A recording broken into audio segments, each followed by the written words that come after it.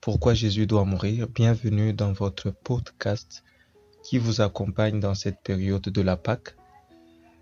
La troisième raison pourquoi Jésus doit mourir, c'est que la mort de Jésus n'a pas simplement précédé sa résurrection.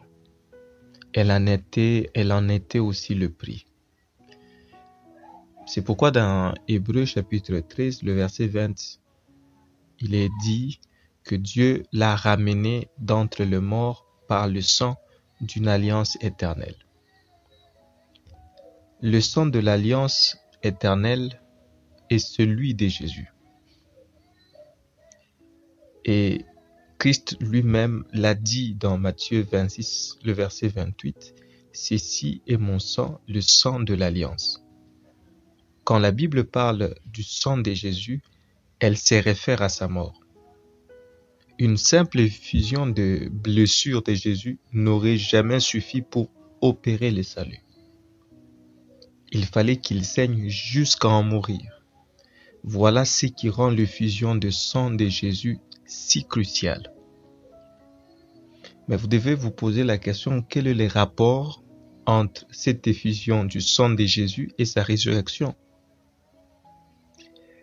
La Bible déclare, frères et sœurs, qu'il ne fut pas simplement ressuscité après l'effusion de son sang, mais par elle. C'est que Jésus est ressuscité par son effusion de sang.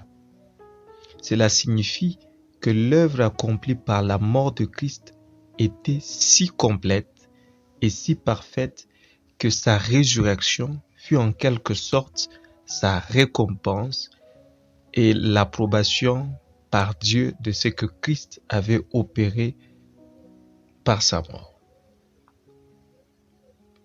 La souffrance et la mort de Jésus avaient satisfait les exigences de la colère de Dieu. La sainte colère divine a été totalement engloutie et assouvie. L'obéissance de Christ était arrivée à sa mesure complète. Le prix du pardon entièrement payé. La justice de Dieu pleinement satisfaite. Et il n'est resté qu'une chose à accomplir. La déclaration publique de Dieu qu'il était pleinement d'accord.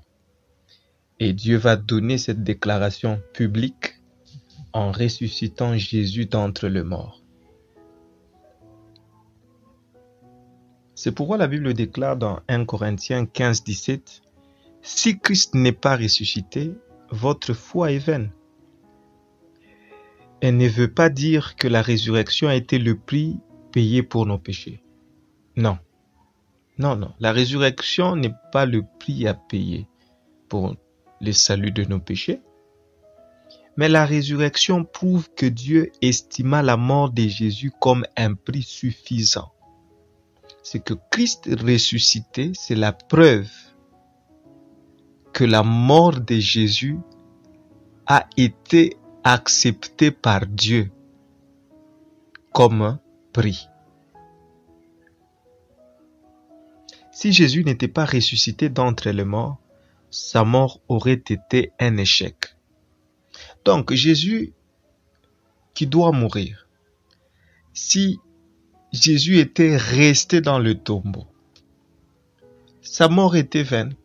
Donc la résurrection de Jésus-Christ, c'est la preuve que Christ a accompli les exigences de Dieu. Dieu n'aurait pas validé son sacrifice pour le péché et nous serions encore totalement dans nos fautes. Romains 6,4 dit, « Mais Christ est ressuscité des morts par la gloire de Dieu. » Je reprends, Christ est ressuscité de mort par la gloire de Dieu. La résurrection authentifie le succès que Christ a remporté par ses souffrances et sa mort. Si nous plaçons notre confiance en Christ, frères et sœurs, nous sommes plus dans nos péchés, car le grand berger de brebis est ressuscité par le sang d'une alliance éternelle et il vit à jamais. Amen.